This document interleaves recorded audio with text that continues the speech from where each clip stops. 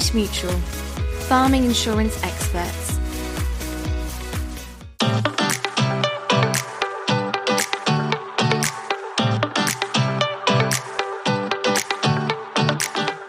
Hello and welcome to this bonus episode of Farming Focus, proudly brought to you by Cornish Mutual. I'm your host, Peter Green.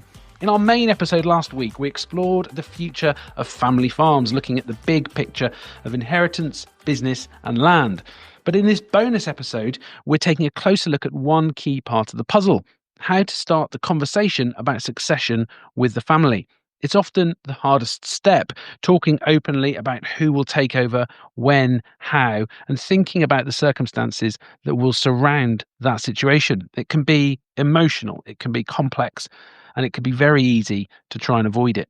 So today I'm joined once again by chartered accountant and agricultural expert Brian Harvey and farmer Andrew Branton from Devon to share some honest advice, practical tips and personal experience around what it really takes to get that first conversation going and why it matters so much. If you've been putting the conversation off or just don't know how to begin, this podcast is for you. So Brian, coming to you first, why is starting the conversation about succession often the hardest part for families? Thank you, Peter. I think you probably summed it up in your introduction there when you said succession can be emotional, complex, and easy to avoid. These are not matters that people necessarily want to talk about. I'd rather talk about the weather or what's happened in the parlour this morning or anything but these matters. I mean, they're difficult. People don't, for the most part, like to talk about subjects where they might upset someone or say something that someone else doesn't want to hear. And sometimes that definitely makes the first step the most difficult one. But if you can get over that hurdle, particularly if there is desire from both parties, so it's always difficult if one party is keen to have a conversation and the other isn't, that makes life difficult. But if there's two willing conversationists, then hopefully you can get the ball started and moving in the right direction. And sometimes, and I'll come up, that might require, let's say, a facilitator or someone else just to add a bit of oil to the wheels, oil to the engine to get things started. But actually, once you get things started, you can have some quite good, frank, open, and honest conversations and take things forward. Yeah, so having the incentive to start that conversation is quite important. I know I heard a story once about a farming husband and wife who were approaching retirement, and the husband didn't want to talk about retirement and what happened next and where the farm went. And they were encouraged to talk about what it was that they wanted from their retirement. And the wife wanted to go on a cruise in her retirement, and this was news to the husband, but actually it gave them that catalyst to start the conversation because there was a reason for them to get on with it. Andrew, can you share a little bit about how your own family first broached the topic? Who brought it up, why, and how did it go? It's an evolutionary thing for us, to be honest, because you're still watching your kids grow up, get involved, taking on different parts of the business. Like daughter's more interested in the cows, son's more machinery minded. So it's watching them grow and develop. And then you've got to let them be young as well. I mean, you've got to let them have a life so that you don't want to be burdened with too much responsibility. And then that all comes down to timing as well, in that, in my case, I'm sort of nearly 30 years older than my kids. So I'm sort of perhaps more willing. If I was 40, I definitely wouldn't want to be giving up the reins to a 20-year-old probably. But so timing is a key part of it. So it's probably forced on me as well in that way. How do you start a conversation? It's that motivation, isn't it? What is the motivation? And that's the flip side of the inheritance tax thing. People are thinking, crikey, it's going to be terminal for the farm if we don't sort it. So the flip side of it is a motivator for discussions to be had and hopefully the right plans to be made.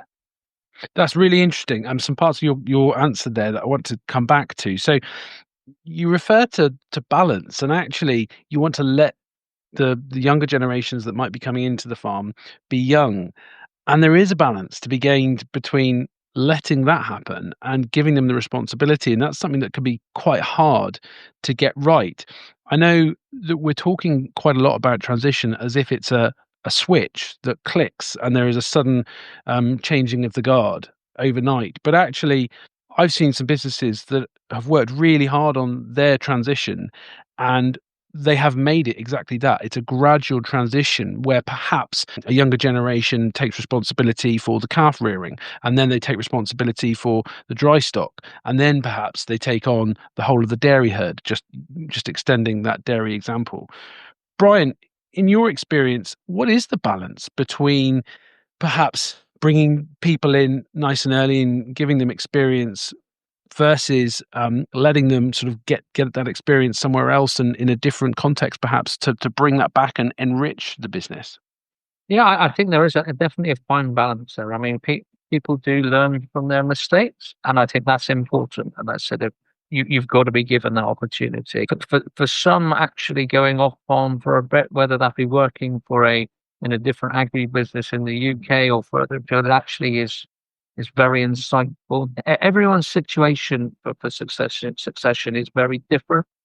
But for some, kind of fathers doing it like this because grandfather did it like that and great grandfather did it like that, and actually the apple doesn't fall far from the tree. But others where kind of it opens up horizons, opens the way to think and looking at things from a completely different way. And actually, I think that's when coming back to previous comments about profitability and succession. It's those businesses that are a bit more open-minded and are able to think a little bit beyond what we've always done. Why are we doing this? Perhaps ask a few questions and getting under the bonnet of things, which rather than just taking things as a given. The one thing I would say in recent months, so the changes in the inheritance tax or the proposed changes in the inheritance tax, the one good thing to come out of that is that is acting as a catalyst for conversations. It's acting as a motivation for someone that I've been meaning to have this conversation for, in some points, perhaps 20 years or more, but I haven't had to do it. But actually now, this is the catalyst. We are having those conversations. And I'm talking to other solicitors or land agents or other accountants from around the area. And there are lots of good quality succession conversations that are happening now that would not, I suspect, be happening now if it wasn't for the budget last October. So you're talking about the quality of these conversations, and I think that's a really interesting point. So your answer also referred to trying different things, getting under the bonnet, and maybe thinking about the way we do things. And I'm really interested in that kind of systems approach, as we call it, looking at the way we do things and whether they can be done in a different way. But these are emotive conversations. What are the best ways to have quality conversations, as you've just referred to them, especially if there are a range of different generations there with a range of different expectations for outcomes? How do we start those conversations? I think those type of conversations, I think I come back to whether it be an independent facilitator or a family friend or an accountant, solicitor, whoever you want to appoint to kind of acting as chair, everyone having, want to call it a family meeting, possibly in a neutral location, so not around the old farm chair, that farm kitchen table where dad's sitting in the chair that no one else has sat in for the last 60 years and isn't going to be moved and is looking out the window as if he should be doing something else, thinking about who should attend.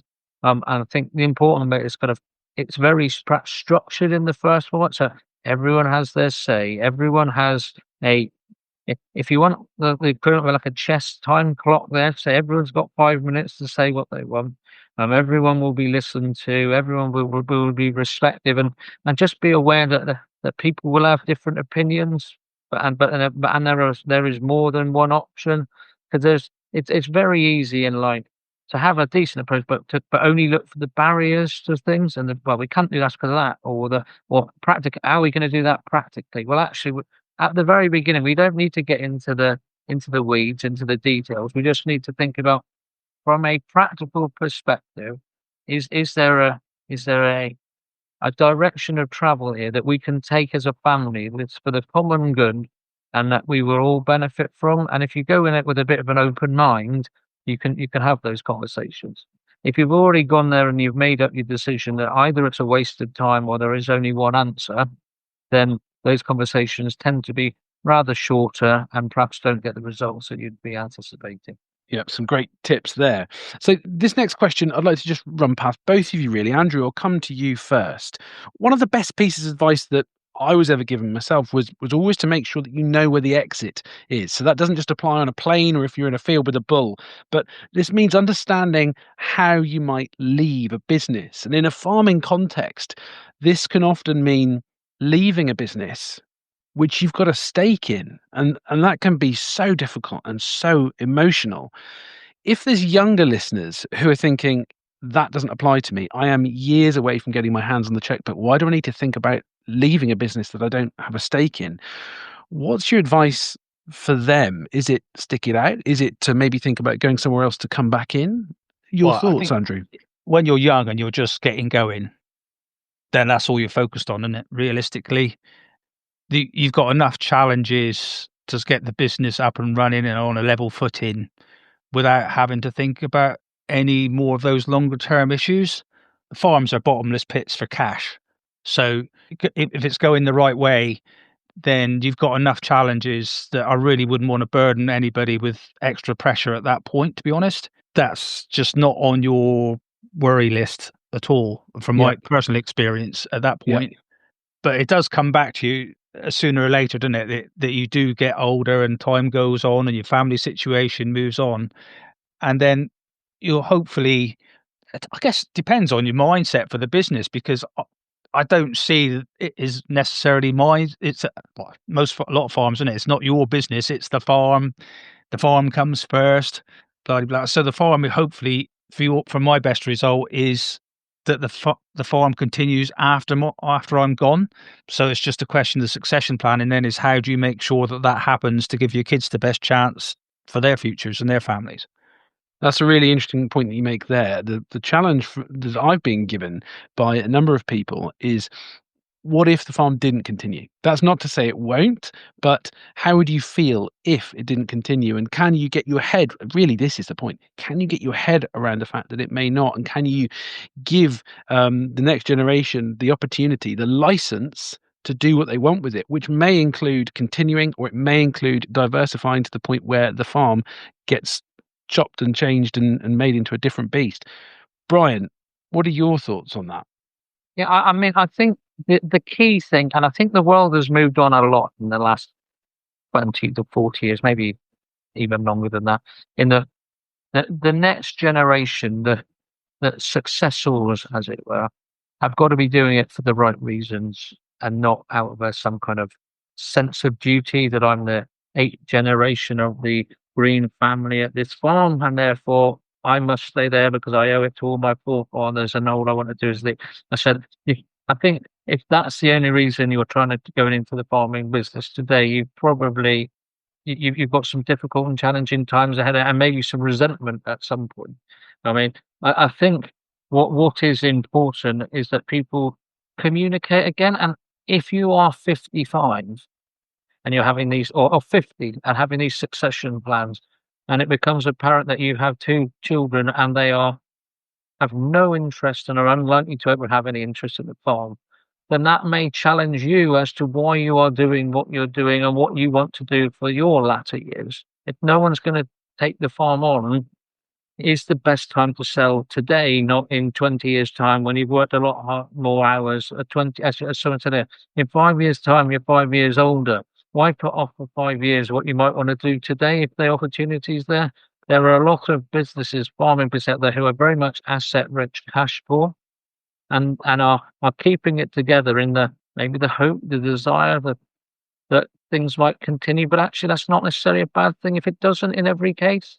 And for some, actually, this conversation might open a whole new door off the farm, and that might be the best for everybody. But I said, there isn't a one-size-fits-all answer here, and that's why if you never have that conversation at 50, and you don't have it till you're 60, you may have wasted 10 years there, and so that's not probably helped anybody at that point in time. Yeah. So, I mean, there's 2 things that are really coming to my mind front and center. Number one is be really open to the different things, the different opportunities, the different ways of working through a succession conversation, and be open to the different exits that we heard about just a moment ago. But also, again, I'm going to reference Nikki Yoxall in episode 2 of this series, who talked about our why, just understanding why we're doing things. Is it because, like that lady I spoke about a moment ago, you want to be going on cruises in your retirement? You want to be living in this sort of house in your retirement, in this sort of place? We need to understand what the end goal is so that we can work towards it. Gentlemen, thank you so much. You've been fantastic guests, both last week on the main episode and today. So Brian Harvey and Andrew, thank you so much for being here. Thank you very much. Cornish Mutual, farming insurance experts. Thanks for listening to this bonus episode of Farming Focus. If you haven't already, make sure that you subscribe to the show wherever you get your podcasts so that you don't miss any episodes in the series.